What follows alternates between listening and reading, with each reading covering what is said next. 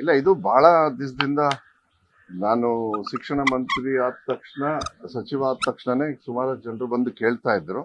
But ಅದನ್ನ ಅನುಷ್ಠಾನ ಮಾಡ್ತಕ್ಕಂಥ ಸಂದರ್ಭದಲ್ಲಿ ನಾವು ಕೂಡ ನೋಡ್ಕೊಂಡು ಮಾಡ್ಬೇಕಾಗುತ್ತೆ. ಯಾಕಂದ್ರೆ ಯಾವುದೋ ಒಂದು ಕಾನೂನು ಮಾಡಿದಾಗ ಯಾವುದೋ ಒಂದು ವಿಚಾರದ ಮೇಲೆ ಮಾಡಿರ್ತಾರೆ. ಮತ್ತೆ ಮೊನ್ನೆನೂ ಕೂಡ ಅಸೆಂಬ್ಲಿ ಆಗ್ಲಿ ಅಂತ ಹೇಳಿ ಕಾಯ್ತಾ ಇದ್ದೆ ನಾನು. ಅಸೆಂಬ್ಲಿ ಆದ್ಮೇಲೆ ಇದನ್ನ ಮಾಡೋಣ ಅಂತ ಹೇಳಿ. ಯಾರು ಇದು ಬೇಸಿಕಲಿ ಮಾನ್ಯ ಮುಖ್ಯಮಂತ್ರಿಗಳಿಗೆ ಹೋಗಿ ನಾ ಮಾತಾಡಿದಾಗ ಯಾರು ಕೂಡ ಬೇರೆ ಭಾಷೆನೇ ದ್ವೇಷ ಮಾಡ್ತಕ್ಕಂಥದ್ದಲ್ಲ, ನಾವು ಭಾರತೀಯರು. ಬಟ್ ಅದನ್ನ ಹೇರಬಾರ್ದು, ಅದನ್ನ ಮಕ್ಕಳ ವಿದ್ಯಾಭ್ಯಾಸಕ್ಕೆ ತೊಂದರೆ ಆಗಬಾರ್ದು. ಅದಕ್ಕೆ ಈಗ ಏನ್ ಮಾಡಿದೀವಿ, ಗ್ರೇಡಿಂಗ್ ಕೊಟ್ಟಾಗ ಅದು ಅವರಿಗೆ ರಿಸಲ್ಟಿಗೆ ತೊಂದರೆ ಆಗಬಾರ್ದು.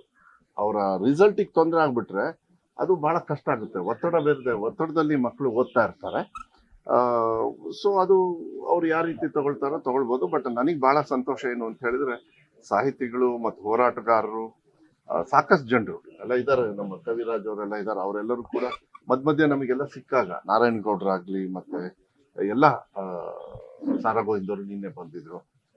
ಅವರಿಗೆಲ್ಲ ಹೇಳಿದ್ದೆ ನಾನು, ಸ್ವಲ್ಪ ನಂಗೆ ಟೈಮ್ ಕೊಡಿ, ಮಾಡ್ಬೇಕಾದ್ರೆ ಕರೆಕ್ಟಾಗಿ ನೋಡಿಕೊಂಡು ನಾನು ತೀರ್ಮಾನ ಮಾಡ್ತೀನಿ ಅಂತ ಹೇಳಿ. ಅದು ಮಾನ್ಯ ಮುಖ್ಯಮಂತ್ರಿಗಳಿಗೆ ಹೇಳಿದ್ದೆ ನಾನು.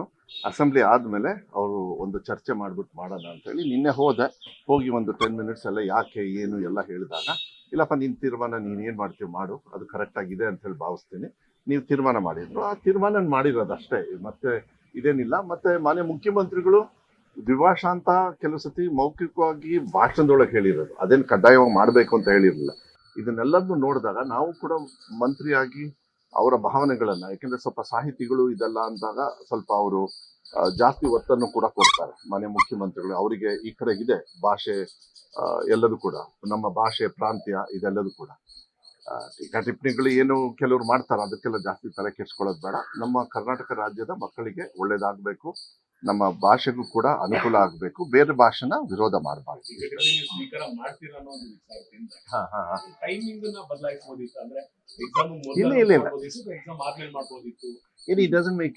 ಅದರಿಂದ ಏನಾಯ್ತು ನಿಮಗೆ? ಏನಾಯ್ತು? ನಾನು ನೋಡಿದೆ ನಿನ್ನೆ ಸುರೇಶ್ ಕುಮಾರ್ ಅವರು ಇದು ಏನೋ ಸರ್ಕಾರ ಏನಾದ್ರು ಹೆದರ್ಬಿಟ್ಟಿದ್ಯಾ ಅದಕ್ಕೆ ಹಿಂಗೆ ಅಂತ ಹೇಳಿ. ಯಾಕೆ ನೀವೆಲ್ಲ ಸರ್ಕಾರದಲ್ಲಿದ್ದಾಗ ಏನು ನೀವೇನು ಕನ್ನಡನ ಹಾಳು ಮಾಡಬೇಕು ಅಂತ ಹೇಳಿ ಅಧಿಕಾರ ಮಾಡ್ತಾ ಇದ್ರ? ನೀವು ಕನ್ನಡನ ಹಾಳು ಮಾಡಬೇಕು ಅಂತ ಅಧಿಕಾರ ಮಾಡ್ತಾರೆ. ನೋ, ತಪ್ಪು. ವಿಜೇಂದ್ರ ಅವ್ರ ವಿಜೇಂದ್ರ ಅವ್ರದ್ದು ಒಂದು ಎಂಥದ್ದು ಎಂಥದ್ದು ಟ್ವೀಟ್ ಗೀಟ ಏನೋ ನೋಡಿದೆ ನಾನು. ಯಾವತ್ತೂ ಕೂಡ ಅವರು ತಿಳ್ಕೊಳ್ಬೇಕಾದ್ರೆ ಅವ್ರ ತಂದೆಯವರಿಗೆ ಕನ್ನಡದ ಬಗ್ಗೆ ಇರ್ತಕ್ಕಂಥ ಅಭಿಮಾನ ನನಗನ್ಸುತ್ತೆ ವಿಜೇಂದ್ರ ಅವ್ರಿಗೆ ಇನ್ನೂ ಇಲ್ಲ ಅನ್ಸುತ್ತೆ. ನಾವು ಅದನ್ನ ಅರ್ಥ ಮಾಡ್ಕೋಬೇಕು. ಸುರೇಶ್ ಕುಮಾರ್ ಅವರು ಅಷ್ಟೇ, ವಿಜೇಂದ್ರ ಅವರು ಅಷ್ಟೇ, ಯಾರು ಕಲಿಬೇಡಿ ಅಂತ ಹೇಳಿಲ್ಲ ಅಲ್ಲಿ. ಕರೆಕ್ಟ್ ತಾನೆ?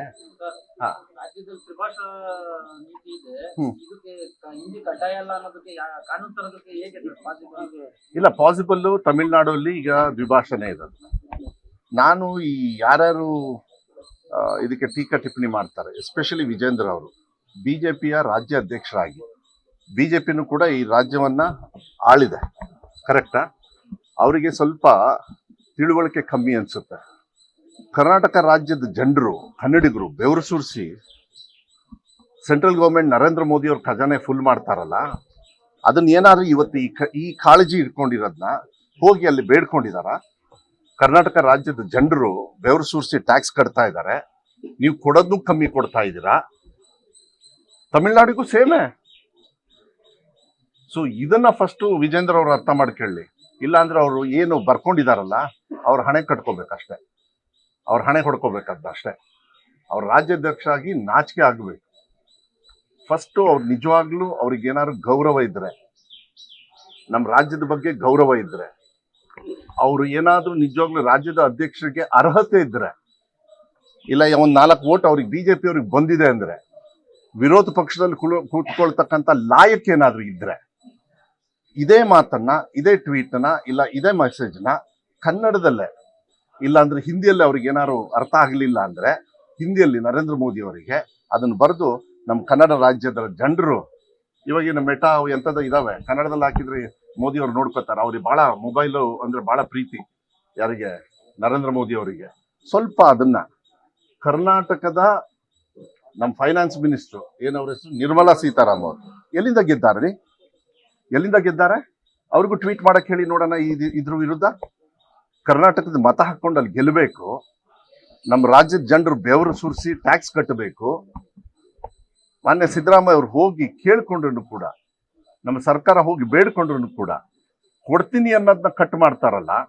ಹಾಗಾದ್ರೆ ಇದ್ರ ಬಗ್ಗೆ ನಮ್ಮ ವಿಜೇಂದ್ರ ಅವ್ರು ಏನ್ ಹೇಳ್ತಾರಂತೆ, ಅವ್ರ ಪಕ್ಷದವ್ರು ಏನ್ ಹೇಳ್ತಾರಂತೆ, ಅವ್ರ ಕಾರ್ಯಕರ್ತರು ಏನ್ ಹೇಳ್ತಾರಂತೆ? ನಾ ಹೇಳ್ತೀನಿ, ಇದನ್ನ ಹೇಳ್ಕೊಂಡು ಹೋದ್ರೆ ಮೋಸ್ಟ್ಲಿ ಬಿಜೆಪಿ ಅವರು ಅವ್ರ ಮುಖಕ್ಕೆ ಹೋಗಿತಾರೆ. ಆ ಚರ್ಚೆಗೆ ಬರೋದಿಲ್ಲ. ಇವಾಗ ಇದನ್ನ ಕಡ್ಡಾಯವಾಗಿ ನೀವನ್ನ ಗ್ರೇಡಿಂಗ್ ಸಿಸ್ಟಮ್ ಮಾಡಿದ್ದೀವಿ. ರಿಸಲ್ಟಿಗೆ ಎಫೆಕ್ಟ್ ಆಗೋದಿಲ್ಲ. ಮಕ್ಕಳಿಗೆ ಶಿಕ್ಷಣಕ್ಕೆ ಒತ್ತಡ ಬರಬಾರ್ದು. ಆ ಕೆಲಸವನ್ನ ಇವಾಗ ನಾವು ಮಾಡಿದ್ದೀವಿ. ಇದು ಲಾರ್ಜರ್ ಸ್ಕೇಲ್ ಆಗ್ತದೆ. ವಿಧಾನಸಭೆಯಲ್ಲಿ ಚರ್ಚೆ ಆಗಬೇಕು, ಇಲ್ಲಾಂದ್ರೆ ಮಾನ್ಯ ಮುಖ್ಯಮಂತ್ರಿಗಳ ಗೈಡೆನ್ಸ್ ತಗೊಂಡು ನಾವು ಮುಂದೆ ಹೋಗ್ಬೇಕಾಗುತ್ತೆ. ಅದನ್ನ ಬೇರೆ ದಿವಸ ನಾನು ನೋಡಿ, ನಮ್ಮ ಅಧಿಕಾರ ಈಗ ನಾಳೆ ನಾನು ತೆಗೆದ್ರು ಅಂದ್ರೆ ಏನ್ ಮಾಡ್ತಿಲ್ಲ. ಗೌರ್ಮೆಂಟ್ ಟರ್ಮ್ ಅಲ್ಲ, ಒಂದ್ ನಿಮಿಷ, ನಂದಾಗ್ತದೆ. ನಾವ್ ಇನ್ನು 100 ವರ್ಷ ಅಧಿಕಾರ ಮಾಡಕ್ಕೆ ಇರೋದು ನಮ್ಮ ಕಾಂಗ್ರೆಸ್ ಸರ್ಕಾರದವರು. ನಾವು ಮಾಡ್ತೀವಿ ಅಂತೇಳಿ ವಿಶ್ವಾಸ ಇರ್ಬೋದು. ಅದನ್ನ ನೋಡೋಣ. ಯಾವಾಗ್ಲೂ ಅಷ್ಟೇ, ಒಂದು ಕಾನೂನು ಮಾಡ್ಬೇಕಾದ್ರೆ ಈಗಲೂ ಕೂಡ ನಾನು ಹೇಳ್ತಾ ಇದ್ದೀನಿ, ಇದು ನಮ್ಮ ಮಕ್ಕಳ ಹಿತದೃಷ್ಟಿಯಿಂದನೇ ನಾವು ತೀರ್ಮಾನ ಮಾಡಿದ್ವಿ. 35ರಿಂದ 33 ಮಾಡೋದಕ್ಕೂ ಕೂಡ ಕಾರಣ ಏನು ಅಂದ್ರೆ, ನಮ್ಮ ಕರ್ನಾಟಕ ರಾಜ್ಯದ ರೈತ ಮಕ್ಕಳು ಬೇರೆ ರಾಜ್ಯದಲ್ಲಿ 30ರಲ್ಲಿ ಪಾಸ್ ಆಗಿ ಇಲ್ಲಿ ಬಂದು ಕೆಲಸ ಸಿಗ್ತದೆ. ಕಡ್ಡಾಯವಾಗಿ ಈಗ SSLC ಪಾಸ್ ಆಗ್ಲೇಬೇಕು. ನೀವು ಯಾವ್ದೇ ಕೆಲಸ ತಗೊಳ್ಳಿ, ಒಂದು ಕೆಲಸ ಸಿಕ್ತು ಅಂತ ಅವಾಗ ಅರ್ಥ ಮಾಡ್ಕೊಂಡಿಲ್ಲ, ಟೀಕಾ ಟಿಪ್ಪಣಿ ಮಾಡಿಬಿಟ್ರು. ನನಗೆ ಸ್ವಲ್ಪ ಅರ್ಥ ಮಾಡ್ಕೋಬೇಕು ಟೀಕಾ ಟಿಪ್ಪಣಿದಾರರು.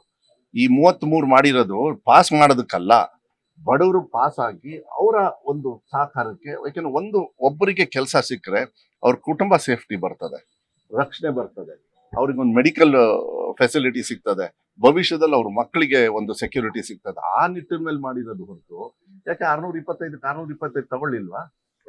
ತಗೊಂಡಿದಾರಲ್ಲ ಮಕ್ಕಳು. ಯಾರು ವಿರುದ್ಧ ಯಾರು ಮಾಡ್ತಾರೆ? ಆಮೇಲೆ ನಮ್ಮ ದೇಶ ಹೆಂಗ್ ಡಿವೈಡ್ ಆಗಿರೋದು, ಭಾಷೆ ಮೇಲೆ ಆಗಿರೋದು. ಹಂಗಂದ ತಕ್ಷಣ ಹೊಡೆದಾಡ್ಕೊಳ್ಳಿ ಅಂತ ಹೇಳಲ್ಲ. ಅಂಬೇಡ್ಕರ್ ಅವರು ಭಾಷೆ ಮೇಲೆ ಇದೆಲ್ಲದೂ ಕೂಡ ಪ್ರಾಂತ್ಯವನ್ನ ಆದ್ರೂ ಕೂಡ ನಾವೆಲ್ಲ ಒಂದೇ ತಾಯಿ ಮಕ್ಕಳು ಅಂತ ಹೇಳಿ. ಇವ್ರಿಗೆ ಅಷ್ಟು ಧೈರ್ಯ ಇದ್ರೆ ಹಿಂದಿನ ರಾಷ್ಟ್ರ ಭಾಷೆ ಅಂತ ಹೇಳಿ ಮಾಡ್ಲಿ ನೋಡೋಣ.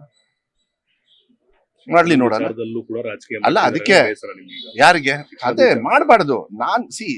ಸಿದ್ದರಾಮಯ್ಯ ಸಾಹೇಬರು ಹೇಳಿದ್ದಾರೆ, ನೀವೇನೇ ತೀರ್ಮಾನ ತಗೊಂಡ್ರೇನು ಮಧು, ಒಂದು ನೆನ್ಪಿಟ್ಕೊಳ್ಳಿ, ಮಕ್ಕಳ ಹಿತದೃಷ್ಟಿಯಿಂದ ತಗೊಳ್ಬೇಕು. ಅವ್ರ ಭವಿಷ್ಯಕ್ಕೆ ತೊಂದರೆ ಆಗಬಾರದು.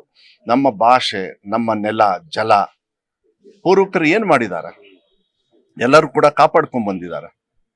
ಯಾಕೆ ನಿಮಗೆ ಗೋಕಾಕ್ ಚಳವಳಿ ಎಲ್ಲ ಆಗಿರ್ತಕ್ಕಂಥದ್ದು, ಅದು ಒಂದು ಚಳವಳಿ ಮೇಲೆ ಯಾವುದೋ ಒಂದು ವಿಚಾರಕ್ಕೆ, ಅದರಿಂದ ನಮಗೆ ಅನುಕೂಲನೂ ಕೂಡ ಅನನುಕೂಲ ಆಗಿದ್ಯಾ? ಸೊ ಇದನ್ನ ಯಾವಾಗ ಈ ಹೋರಾಟಗಾರರಲ್ಲಿ ಯಾಕೆ ಅವ್ರು ಹೋರಾಟ ಮಾಡಬೇಕು? ನಮ್ಮ ರಾಜ್ಯದಲ್ಲಿ ಇದ್ಬಿಟ್ಟು ನಮ್ಮ ಇದಕ್ಕೇನೆ ಹೋರಾಟ ಮಾಡ್ತಾರಂದ್ರೆ, ನಾವು ಬೇರೆ ವಿರುದ್ಧವಾಗಿ ಏನು ಮಾಡಿಲ್ಲಲ್ಲ. ಎಲ್ಲಿ ಮಾಡಿದ್ದೀನಿ? ಈ ಸುರೇಶ್ ಕುಮಾರ್ ಅವರು ಸ್ವಲ್ಪ ಅರ್ಥ ಮಾಡ್ಕೊ, ಶಿಕ್ಷಣ ಸಚಿವರಾಗಿ ಕನ್ನಡ ಓದ್ಲೇಬಾರ್ದು ಅಂತ ಹೇಳ್ತಾ ಇದಾರೆ ಅಂತ ಫಸ್ಟ್ ಅದ್ ಅರ್ಥ ಮಾಡ್ಕೊಳ್ಳಿ. ಅದ್ರೊಳಗೆ ಹಂಗೆ ಹೇಳೇ ಇಲ್ಲ. ನಾವು ಆಪ್ಷನಲ್ ಬಿಡಬೇಕಾಗತ್ತೆ. ನಮ್ಮ ದೇಶದೊಳಗೆ 1000 ಭಾಷೆ ಕಲೀಲಿ ನಮ್ಮ ಕನ್ನಡಿಗರು, ಬಟ್ ಕನ್ನಡವನ್ನ ಕಂಪಲ್ಸರಿ ಓದ್ಲಿ ಅಷ್ಟೇ. 91 ಬೇಡ. ಅಲ್ಲ, ಎಲ್ಲಿಗೆ ಹೋಗುತ್ತೀವಿ? ಇವತ್ತು ಮಕ್ಕಳು ಹುಟ್ಟಿದ ತಕ್ಷಣ ನಾಳೆ ಶಾಲೆಗೆ ಸೇರ್ಸಂತ ಸಂದರ್ಭ ನಾವೇ ಸೃಷ್ಟಿ ಮಾಡ್ಕೋತೀವಿ. ಇದೆಲ್ಲ ಒಂದು ಗೈಡ್ಲೈನ್ಸ್ ಇರ್ತದೆ. ನಾನು ಅವ್ರ ಪಾಪ ಅವ್ರ ವಿರುದ್ಧವಾಗಿ ಹೇಳೋದಿಲ್ಲ. ನಾನು ಇಷ್ಟು ಹೇಳ್ಬೋದು, ಮಕ್ಕಳನ್ನ ಮನೆಯಲ್ಲಿ ಮುದ್ದಾಡಿ ಸ್ವಲ್ಪ ಇಟ್ಕೊಳ್ಳಿ, ಮನೇಲಿ ಏನಾಗೋದಿಲ್ಲ. ನಾನು ಸಾರಿ, ಅವ್ರಿಗೆ ಮನ್ಸಿಗೆ ನೋವು ಮಾಡಬೇಕು ಅಂತ ಹೇಳೋದಿಲ್ಲ. ಇದು ಕಾನೂನ್ನ ಎಲ್ಲೋ ಒಂದು ಹತ್ರ ಇಡಬೇಕಾಗ್ತದೆ. ನೀವು 18 ಇಯರ್ಸಿಗೆನೆ ಡ್ರೈವಿಂಗ್ ಲೈಸೆನ್ಸು, ವೋಟಿಂಗು, ಹಿಂಗೆ ಮದುವೆ ಆಗಕ್ಕೆ 21, ಏನು ಗಂಡಸರಿಗೆ 21. ಯಾಕೆ 21 ಒಂದು ತಿಂಗಳು ಮುಂಚೆ ಕೊಡಿ. ನಾ ಹೇಳಕ್ಕಾಗತ್ತಾ ಇದು?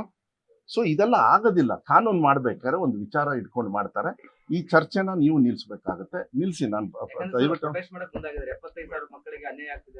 ಅಲ್ಲ, 75,000 ಮಕ್ಕಳು ಅಂತ ಹೇಳಿ ನೀವು ಕರೆಕ್ಟಾಗಿ ನೋಡ್ಕೊಳ್ಳಿ. ಅಷ್ಟು ಜನರೇ ಇಲ್ಲ, ತಿಳ್ಕೊಬಿಡಿ. ನಮ್ಮ ದೇಶದಲ್ಲೂ ಸಿಗಲ್ಲ ಅಷ್ಟು. ಇದೆಲ್ಲ ಸುಳ್ಳು ಹೇಳ್ಕೊಂಡು ಹೋಗೋದಿದೆಯಲ್ಲ, ಬುಳ್ಳೆ ಬಿಡ್ಕೊಂಡು, ಇದನ್ನ ನಾನು ಖಂಡನೆ ಮಾಡ್ತೀನಿ. ಯಾಕೆಂದ್ರೆ ಸಾಮಾಜಿಕವಾಗಿ ಯಾವತ್ತೂ ಕೂಡ ಅವರು ಕೂಡ ಜವಾಬ್ದಾರಿತವಾಗಿರ್ಬೇಕಾಗ್ತದೆ. ಕಾನೂನನ್ನ ಅವ್ರಿಗೆ ಹೆಂಗ್ ಬೇಕು ಹಂಗೆ ಮಾಡೋದಿಲ್ಲ. ಎಲ್ಲರಿಗೂ ಸಮಾನತೆಯನ್ನ ತರ್ತಕ್ಕಂಥ ಕೆಲಸವನ್ನ ಮಾಡ್ಬೇಕಾಗುತ್ತೆ. ಅದಕ್ಕೆ ನಾನು ಇದು ಹೆಚ್ಚು ಚರ್ಚೆ ಮಾಡಲ್ಲ. ಕಾನೂನು ಮಾಡಿದೆ ಕ್ಲೋಸ್.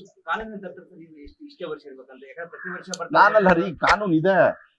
ಇದೇ ತರ ತಂದೆ ತಾಯಿಯವರೇ ಪಾಪ ಹೈಕೋರ್ಟಿಗೆ ಹೋಗಿ ಸಿಕ್ಕಾಕೊಂಡಿರೋದು. ನಾನಲ್ಲ ಕಾನೂನು ಮಾಡಿದ್ದು. ಹೇಳ ಯಾರು ನಂಗೆ ಟೀಕಾ ಟಿಪ್ಪಣಿ ಮಾಡಿದ್ರು ಬಿಜೆಪಿ ಇದ್ರೆ 22ಕ್ಕೆ ಅವ್ರ ಹಣೆ ಬರಕ್ಕೆ ಅವ್ರು ಮಾಡಿರೋದು. ತಗೊಂಡು ಕೊಡ್ಲಾ ನಿಮಗೆ ಆರ್ಡ್ರು? ಅದಕ್ಕೆ ನಾನು ಹೇಳೋದು ಬೇಡ. ನನಗೆ ಮಕ್ಕಳನ್ನಿದ್ದಾಗ ನಾನು ಯೂಶಲಿ ರಾಜಕಾರಣ ಮಾಡೋದಿಲ್ಲ. ಆದ್ರೆ ನಮ್ಮ ಕರ್ನಾಟಕ ರಾಜ್ಯದ ಜನರ ಬೆವರೇನಿದೆ ಅದು ಬಿಜೆಪಿಯವರು ಮತ್ತೆ ವಿಜೇಂದ್ರ ಅವರು ಸ್ವಲ್ಪ ಅರ್ಥ ಮಾಡ್ಕೊಳ್ಳಿ. ಈ ನಿಮ್ ದೇಶ ಓಡಾಡ್ತಾ ಇರೋದೆ, ನಿಮ್ ದೇಶ ಚೆನ್ನಾಗಿ ಆರ್ಥಿಕವಾಗಿ ಏನೋ ಸದೃಢ ಆಗಿದೆ ಅಂದ್ರೆ ನಮ್ಮ ರಾಜ್ಯದ ಬೆವರು. ಮತ್ತೆ ನಮ್ಮ ತಮಿಳ್ನಾಡು ಇರ್ಬೋದು, ಕೆಲವು ಮಹಾರಾಷ್ಟ್ರ ಇರ್ಬೋದು, ಅವ್ರ ಬೆವರಿಂದ, ಕೇರಳ ಇರ್ಬೋದು, ಇವ್ರ ಬೆವರಿಂದ ನಮ್ಮ ದೇಶ ಚೆನ್ನಾಗಿ ನಡೀತಾ ಇದೆ. ಬೇರೆ ರಾಜ್ಯದಲ್ಲಿ ಟ್ಯಾಕ್ಸ್ ಕಮ್ಮಿ ಕೊಟ್ಟರು ಕೂಡ ಅವರನ್ನ ಈ ಭಾರತೀಯರು ಅಂತ ಬದುಕಕ್ಕೆ ಕನ್ನಡ ರಾಜ್ಯದ ಜನರ ಬೆವರಿದೆ, ನೆನ್ಪಿಡ್ಕೊಳ್ಳಿ.